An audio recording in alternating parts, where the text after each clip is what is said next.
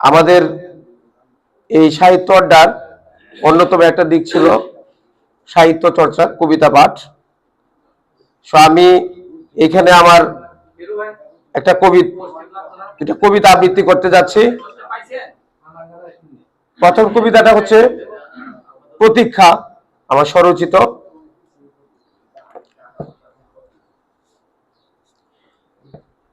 তুমি এসে দাঁড়ালে ভাঙা চৌকাটের পাশে, ঘুণে ধরা কপাটের পাজরে হেলান দিয়ে, যেন বহুদিনের পরিচিত কোনো অবয়ব।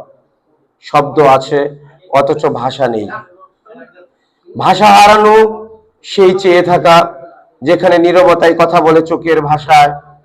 অন্য পাশে ঝুলে থাকা নরবরে কবজার আত্মচিৎকারে বহুদিনের তৃষ্ণার্ত চোখের ঘুম ভাঙল মরণ যন্ত্রণায়। মনে হয় দূর থেকে কেউ যেন বলছে, অতীত কথা কও, কথা কও অতীত। আমি বুঝিনি এ কি সত্যি, নাকি মস্তিষ্কের অকেজো নিউরনের ক্লান্ত স্ক্রিনে ভেসে ওঠা কোনো হেলুসিনেশন, নাকি নিছক অপটিক্যাল ইলুশন।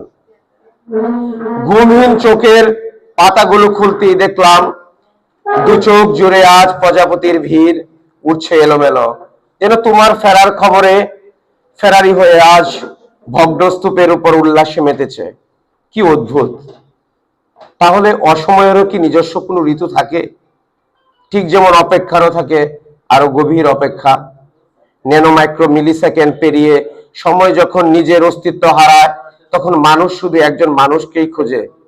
আর আমি ভগ্ন ঐশ্বর্যের ধ্বংসস্তূপে দাঁড়িয়ে এখনো শুনি হাজার বছরের নক্ষত্রের দীর্ঘশ্বাস, ভয়ানক সুন্দরের উচ্ছ্বাসে তোমার না ফেরা পদচিহ্নের শব্দ। শুধুই অপেক্ষার ব্যবচ্ছেদ, অপেক্ষার ব্যবচ্ছেদ, অপেক্ষার ব্যবচ্ছেদ। ধন্যবাদ।